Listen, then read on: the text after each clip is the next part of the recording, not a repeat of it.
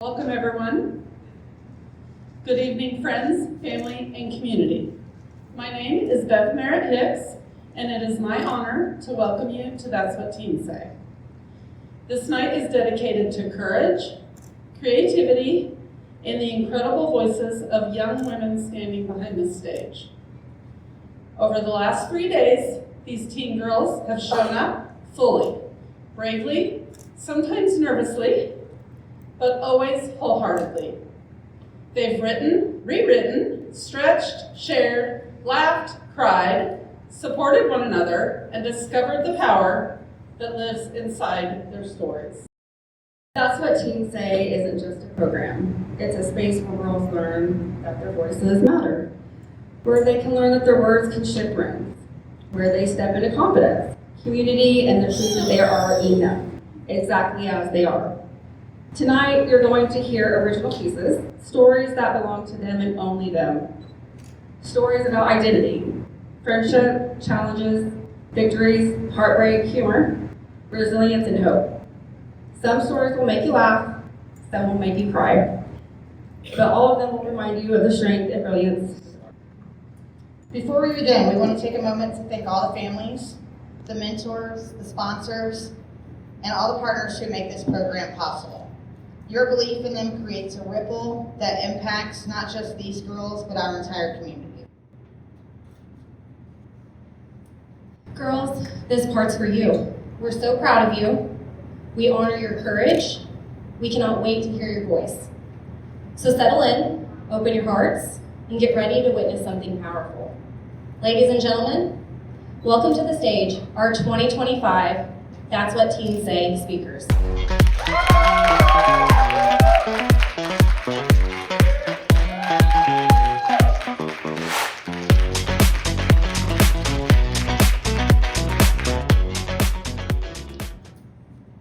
Hello, my name is Keira, and this is my story. Have you ever felt like a situation was impossible? Maybe it was hard, confusing, hectic, or just difficult. I know I felt that way. In my 18 years of life, I have experienced a lot of highs and lows. I felt like I lived a lifetime. I would like to tell you about how I got to where I am in life, where I am going, and how I overcame my past hardships. Throughout my childhood, I have had many struggles. My parents divorced, and in 2013, my mother moved me across the state away from my dad. That was the beginning of a downward spiral. My mom wasn't present and neglected me and my 4 other siblings. We began to grow apart. More and more issues in our house over time affected me. My siblings and I all had our own challenges. My mental health declined and I started to give up. I felt stuck. I had no goals or aspirations. I started losing interest in things that made me happy, such as art. I was tired of feeling this way. So one day I called my dad and my stepmom and asked if I could move in with them. They said yes. Little did they know I was bringing a lot of baggage with me, and I don't just mean my clothes. They saw I was struggling and that I wanted better for myself. I had come to them in such rough shape that not long after being there I was hospitalized. My body was in critical condition. I was diagnosed with anxiety, depression, and anorexia. Now that you know some of these things I was going through, I want to tell you how I overcame these obstacles. After being hospitalized, it kick-started my recovery. I accepted help and let go of my control. I wanted better for me and my family, and to be a better role model for my niece. My stepmom introduced me to the special needs community, something I didn't know that I needed. Getting involved made me feel better about myself, and I wanted to make a difference. I continued to make art and improve my art skills. I was determined. Recovery made easier by the help of my family. All of my hard work paid off. I started doing more and thinking of the future. I made friends, worked hard on my grades, volunteered, got a job, became a board member of Friendship House. I have been in art shows and won awards, and I went to college. Things I did not see for myself. My childhood years were rough and made it feel like I lived a lifetime. But remembering I am only 18 helps me work towards the future, that those rough times were only a small part of my life, and I am just at the beginning. Thank you.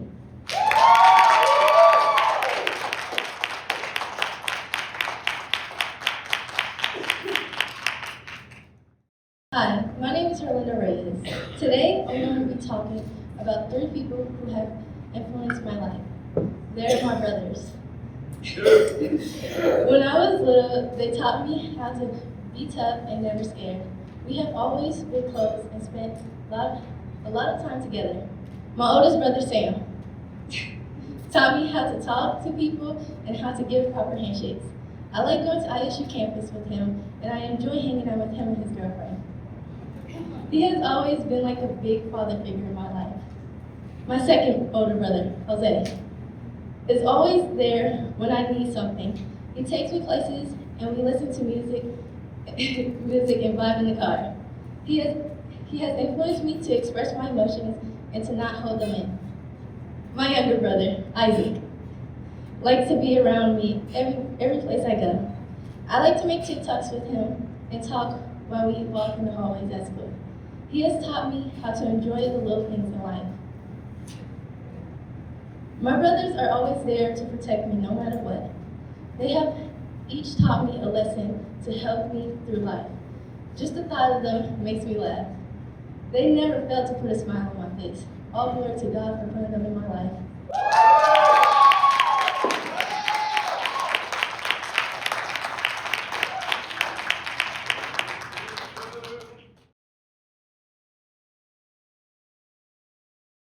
The theme is on art, but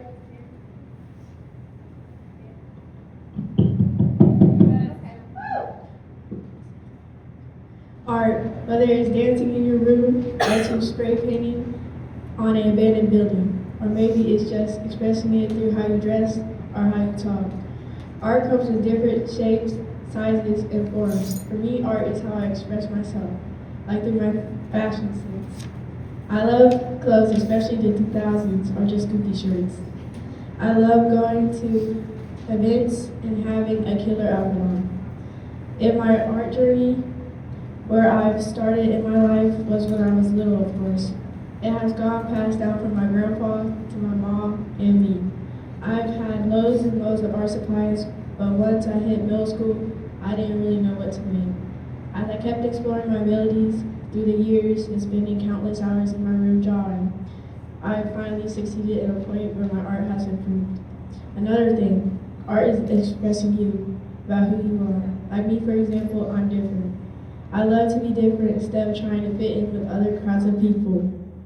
I've been called weird, but I didn't take it as an insult. I took it as being different and cool, because weird is cool. I love different fandoms and styles. For example, you can express your style through your fandom or different interests. As a black girl, I've had more defined hair and attributes, but most of all, the art of being black is your crown. Your crown is your art and what you do in your life. I go to a private school, and there's rarely any other black people there. I love all cultures, but seeing another black person there is comforting. The art of being black is very interesting as well. From cornrows to stop crying before I give you something to cry about.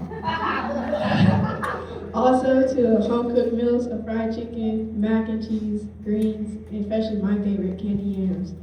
In conclusion, art is everywhere. It's all around you every day. From the form of your bed to the shape of your house. But the most important masterpiece that God created is you. You are the art in the world.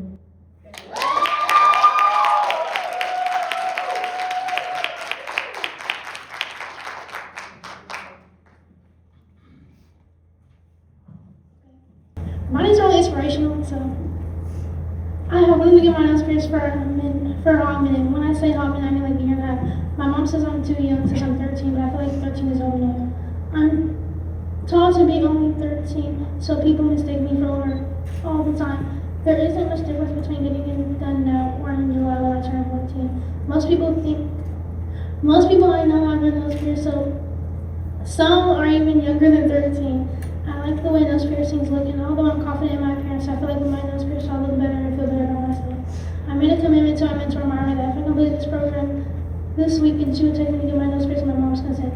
I've used my resources to call studios to inquire about this. I'm negotiating with Myra to accomplish this wish. It will not cost me my mom anything to easily be removed to attendance and functions on my mom's request. I found a studio in Paris, Illinois that will pierce 13-year-olds with parental consent. After calling several places, his name is Lowe, believe it or not. So since I'm up here completing my part, let's make that appointment.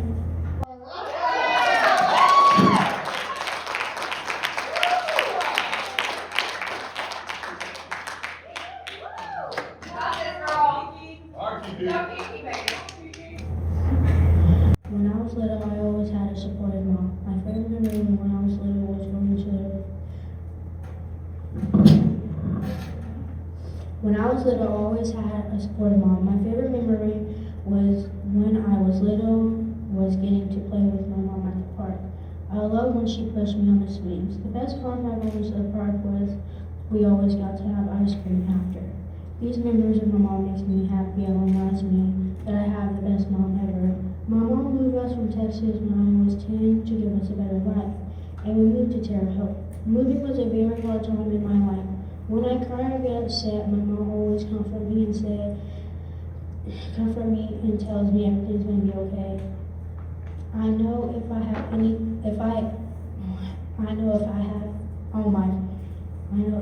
ever need to talk to someone, I can go to my mom about anything. My mom does everything for me and my two siblings.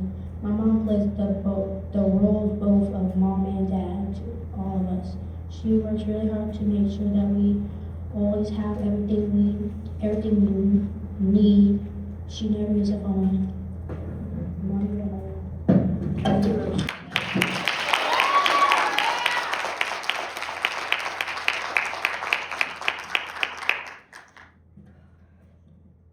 Hello, I am Katy Porter, and I was a part of the first That's What Teens Say show here in Terre Haute.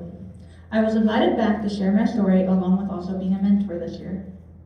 I am not my past. This is my story. I come from a small town in the suburbs of Indiana. My life was fantastic. I had loving parents, family, and friends. I had everything I could need or want. I was homeschooled and was thriving. Dance classes every week, church on Sundays, family nights, it was picture perfect. When I was 9, we took a trip to Disney and a cruise. That was my last and first big family vacation. This was in June of 2016. My dad moved out in July of 2016, and my parents started uttering the words divorce. Because I was homeschooled, I didn't really know what that meant. All I knew was that my dad, my rock, my best friend were gone, and nothing was going to be the same again. Through the divorce, we lost my childhood home, animals, and cars. I felt so alone. My dad moved 45 minutes to an hour away. I didn't see or talk to him, and it crushed me. When I was 12, we were finally able to settle down in a house again. Up to that point, we lived from house to house, city to hotels, trying to find something stable, all while my dad was nowhere to be found. We saw him some, but not much. We settled down at my Nana's house in April of 2019. Everything was finally starting to get back to normal. We had what we needed and we had family. Of course we had our ups and downs, but we had each other. I had my brother who was a junior in high school, my cousin who was in college who came home often due to health complications. I also had my mom, my aunt, and my Nana. They were a huge support system. They are the reason I got through this stage of my life. January 26, 2020, I was woken up by my mom shaking me. She said it was my cousin. It was 3:46 in the morning when we arrived at the hospital, and I immediately knew she was gone. I didn't need someone to tell me that. I could feel it. I had grieved the loss of my dad, house, and past, and now I'm grieving the loss of my best friend. A few days before she passed, I started at public middle school. I remember her telling me that she was proud of me, remembering the look on her face when I told her I wanted to go to school. That look was everything to me. That all came crashing down before me in just a few seconds. I was numb through the funeral, along with everything that happened after. My dad was not there to support me, even when I needed him the most. No phone call from him, just a text saying, "I'm sorry." I blocked everything out after that, just trying to make it through. In March 2020, the world shut down, meaning that now I had to grieve alone in my home, No grief groups, no therapy offices, or even seeing my friends. I had to learn how to cope by myself. I started self-harm. At first, it was something to help me feel again. It wasn't until spring of 2021 that it started to become an addiction. I found myself needing it every day, like a monster that would not let me go no matter what.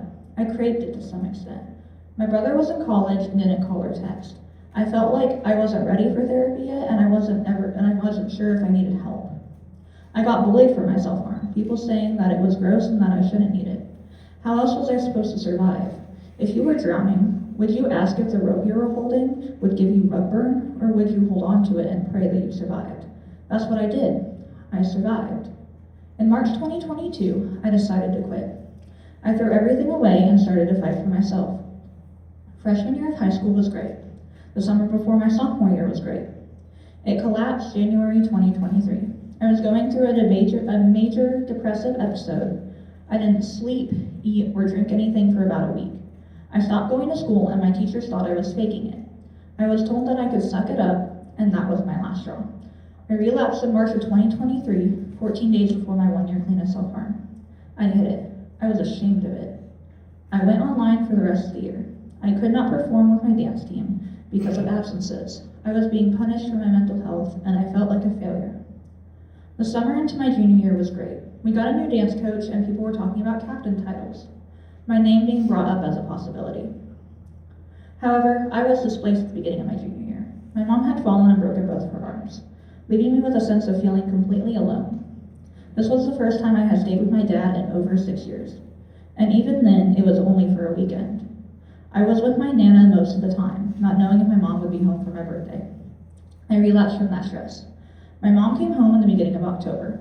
I was preparing for an FFA field trip for 4 days. The day before I left, I was informed that because I had missed 13 days of school, I would not be permitted to go on my trip, and my principal had also informed me that I would be nothing in life. I fought hard and they let me go for 2 days instead of the 4. December rolls around, and I find out that my GPA had fallen below a 3.0 for National Honor Society. I love National Honor Society. The second semester I fought hard to raise my grade, but failing even with A's and B's.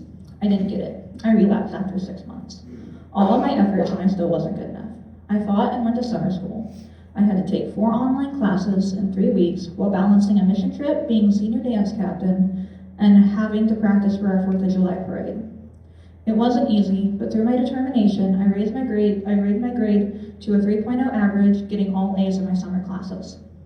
Summer of my senior year was amazing, and the fall season of my senior year was amazing. I had football season senior night with both my parents. Our football team even went to state, and I got to perform with my color guard at Lucas Oil Stadium. Basketball season was not so great. My basketball senior night, my dad did not show up. I was so crushed. I was so hurt, I was self-destructive. I skipped school and started caring. I was the president of our Green Change to Mind Club and felt that my own mental health didn't matter. However, I did not relapse. I hit my 1-year clean on the day that I graduated, May 24th, 2025. I graduated with honors, National Honor Society, Bring Change to Mind president, FFA member, and senior dance captain. Everyone told me that I could not do it and that I would never get better. I fought for what I wanted and reached the top. I am now a member of the SMWC dance team, and I'm studying psychology and minoring in equine assisted therapy. As I leave, I want to leave you with this. Always keep fighting. 3 words that helped me through. Finding God was the first turning point in my life. You are loved, you are worthy, and you are enough. You have the strength to get through. Always keep fighting is something that all of us should carry with us. Thank you.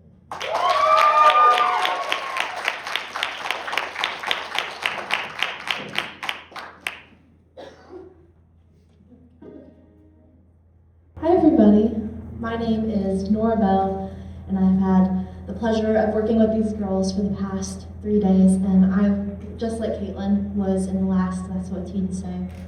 So, very happy to be here. I'm 17 years old and a singer-songwriter, so I'm going to be playing 2 of my original songs for you.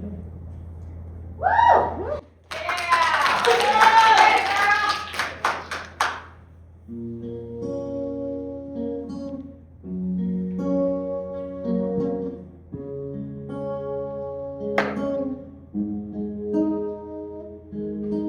Time flies by in so many ways, and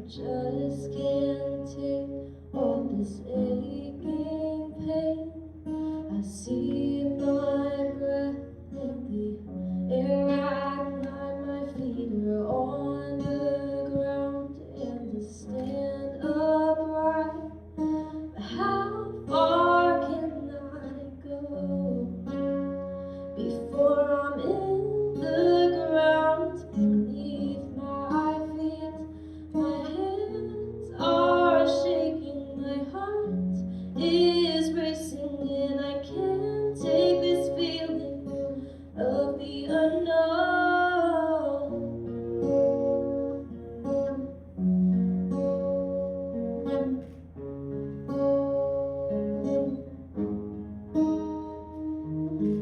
Memories are something I keep losing. I see the pathway only just so far. This weight on my heart just feels so heavy. My head sinks down and these waves are messy. 'Cause how far can I go before I'm in the ground beneath my feet? My hands are shaking, my heart is racing, and I can't take this feeling of the unknown.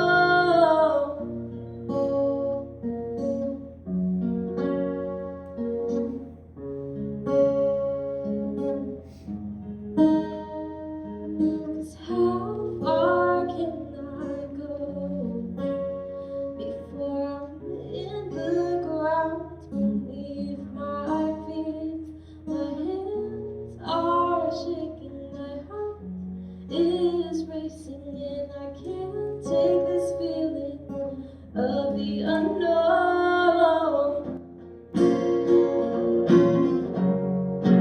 Of the unknown.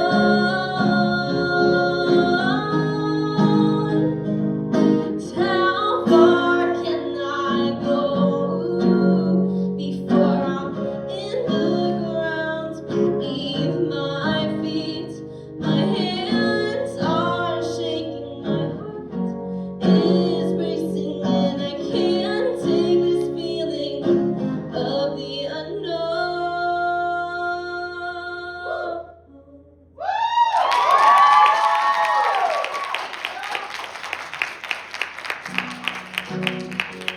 So this is the last song. This song is called Cherry Red, and you can find this on all streaming platforms. If you search up Cherry Red by Nora Belle, you can find it. We always walk together, but we have our own path. It's been 5 years, won't you do your own math? I've been waiting in the wings for some time. Wanna be together, make your mind over and over again. Still you said we were just friends. You're so dark, but you look so sweet. Red lips and your